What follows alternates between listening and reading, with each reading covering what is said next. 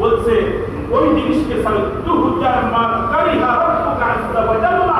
তোমার প্রভু যা পছন্দ করে ওটাকে বর্জন করো, যা পছন্দ করে ওটাকে ধরো, এইটাই সবচেয়ে বড় হিজরাত।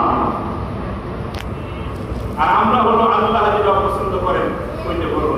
আমি আজকে হাঁটতে গেছিলাম বাড়ি ভাড়া, এক বয়স 65 হবে, তার বয়স আমাকে বললো হাফ প্যান্ট আমাকে উত্তর দিতে হবে। বলেন আমাকে, আমার চোখ চলো হাঁটতে গেছিলাম, আমাকে বলেন, আমাকে জিজ্ঞেস করে আপনার বয়স কথা বলেন না, আমার বয়স আছে, আপনার বয়স হলে আপনি আমার তো মাথা গেছে এত বয়স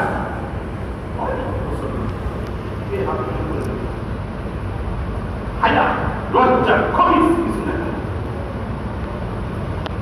ভাই হায়া ইমানের অঙ্গ না, জানি না ছোট্ট ছোটি বলতে বলছে না হায়া সব আছে ইমান।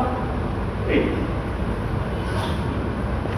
কেমন আছে আছে আমাকে বলে না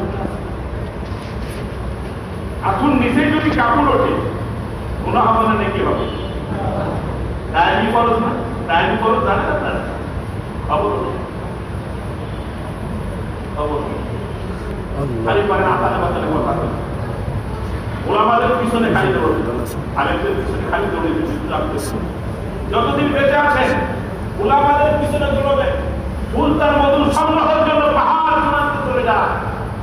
একটা কথা বলে যায় হায়াত নাও থাকতে পারে, আজীবন ওলামাদের সন্তান নজরে দেখবেন, মধু চুষে নেবেন, জানি না আমল করবেন, দেখবেন একদিন ফলাফল তার মধ্যে আসলে আপনাদের অপেক্ষা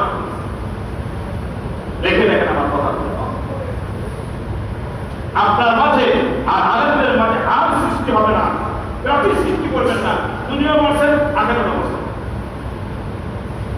কথা খুব গুরুত্বপূর্ণ, মনে রাখবেন কথা।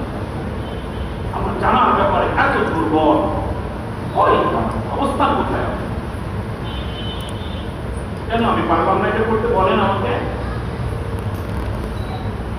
আমাদের সেই আদর্শ